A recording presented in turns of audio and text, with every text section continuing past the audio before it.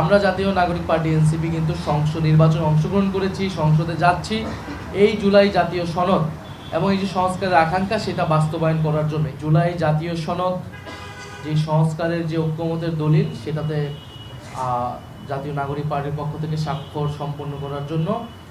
আপনারা ইতিমধ্যে জানেন যে এই জুলাই জাতীয় সনদ বা এই সংস্কারের দাবি আমাদের একদম জুলাই গণ অভ্যুত্থান থেকেই ছিল। আমরা যে নতুন বন্দোবস্তের কথা বলেছি, রাষ্ট্র সংস্কারের কথা বলেছি, পরবর্তীতে সংস্কার কমিশনের উদ্যোগে সব কিছুই সেই সময় বৈষম্য বিরোধী ছাত্র আন্দোলন এবং পরবর্তীতে জাতীয় নাগরিক কমিটি হয়ে জাতীয় নাগরিক পার্টি আমরা সংস্কারের পক্ষে সবচেয়ে দৃঢ় অবস্থান নিয়েছিলাম। কিন্তু জুলাই জাতীয় সনদ যেদিন স্বাক্ষরিত হয়েছিল, জাতীয় নাগরিক পার্টি এনসিপি সেদিন সে স্বাক্ষর অনুষ্ঠানে আসেনি এবং স্বাক্ষর করে নাই। কারণ আমরা তখন বলেছিলাম যে এই জুলাই জাতীয় সনদের যে আইনি ভিত্তি, সেই আইনি ভিত্তি নিরূপণ না হলে, আইনি ভিত্তি নিশ্চিত না হলে আমরা আসলে এই ডকুমেন্টে সাইন করার কোনো মানে থাকবে না। এবং এই ডকুমেন্টে যে নোট অফ ডিসেন্ট রয়েছে, আমরা মনে করি নোট অফ ডিসেন্ট কোনো সিদ্ধান্তের অংশ হতে পারে না। ফলে নোট অফ ডিসেন্ট নিয়েও স্পষ্ট বক্তব্য থাকা প্রয়োজন। সেই প্রেক্ষিতে আমরা কিন্তু সাইন করি নেই এবং এর পরবর্তীতেই আমাদের দাবির প্রেক্ষিতে জুলাই জাতীয় সনদ আদেশ, সেই আদেশ দেওয়া হয়। যে আদেশের ভিত্তিতে এবারের যে ত্রয়োদশ নির্বাচন এবং গণভোট, সেই গণভোট অনুষ্ঠিত হয়েছে। গণভোটে জনগণের রায় সংস্কারের পক্ষে এসেছে, হ্যাঁ পক্ষে এসেছে। এখন আমাদের আগামীকাল থেকে যে দায়িত্বটা, সেটা হচ্ছে এই রায় অনুযায়ী, গণভোটের হ্যাঁ অনুযায়ী এই রায় হচ্ছে বাস্তবায়ন করা।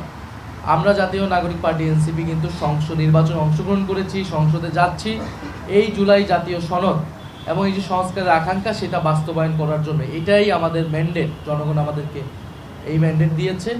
ফলে সেটার জন্য আমরা মনে করছি যে আগামীকাল শপথের আগে এবং এই অন্তর্বর্তী সরকারের শেষ সময়ে এসে এই দলিলের সম্পূর্ণতার লক্ষ্যে জুলাই জাতীয় সনদ বাস্তবায়নের স্বার্থে আমাদের স্বাক্ষর করা প্রয়োজন। আমরা সেই উদ্দেশ্যে স্বাক্ষর করেছি এবং স্বাক্ষরে আমাদের যেটা কমেন্ট আমরা রেখেছি যে আমরা কোনো নোট অফ ডিসেন্ট এটা ব্যতিরকে আমরা স্বাক্ষর করেছি এবং গণভোটের গণরায় পূর্ণাঙ্গ বাস্তবায়ন হবে এই সাপেক্ষে।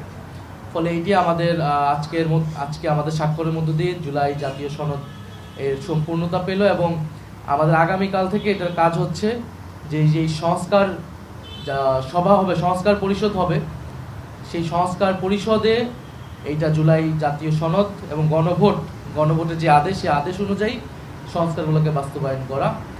তো আমরা আগামীকাল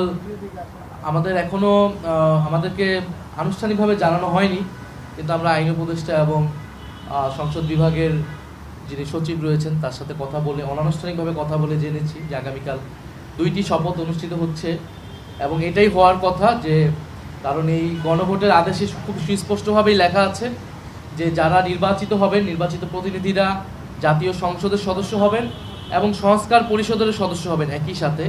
ফলে একই সাথে আগামীকাল 2টা শপথ হবে। প্রথম শপথ সাংসদ হিসেবে সদস্য নেবেন যারা জিতে এসেছেন এবং সেই একই ব্যক্তিগণ সংস্কার পরিষদের সদস্য হিসেবেও শপথ নেবেন। একই সাথে পরপর 2টি শপথ হবে, এরকমটাই আমরা জানি। গণভোটের আমাদের আদেশেও সেটাই লেখা আছে এবং এই শপথ কে পড়াবেন এটা নিয়েও আসলে সন্দেহের অবকাশ নেই। কারণ গণভোটের যে আদেশ আছে সেটার 8 নং ধারাতে খুবই সুস্পষ্টভাবে বলা আছে যিনি সংসদ সদস্যদের শপথ পড়াবেন সেই একই ব্যক্তি সংস্কার পরিষদের সদস্য হিসেবে তাদেরকে শপথ পড়াবেন। ফলে প্রধান নির্বাচন কমিশনার যদি আমরা যতটুকু শুনেছি শপথ পড়াবেন এমপিদেরকে, তিনি সংস্কার পরিষদের সদস্য হিসেবে সকলকে শপথ পড়াবেন। এই শপথের মধ্য দিয়ে আগামীকাল শুধু জাতীয় সংসদ নয়, বরং সংস্কার পরিষদ গঠিত হবে। যেই সংস্কার পরিষদ নির্ধারিত সময়ের মধ্যে আমাদের যে গণভোট, যেহেতু হ্যাঁ পক্ষে রায় এসেছে, সেই হ্যাঁ পক্ষে গণভোটের যে আদেশের বা গণভোটের যে প্রশ্নগুলো ছিল সেই সংস্কারগুলো আমরা দ্রুত সময়ের মধ্যে বাস্তবায়ন করতে পারবো বলে আশা রাখছি।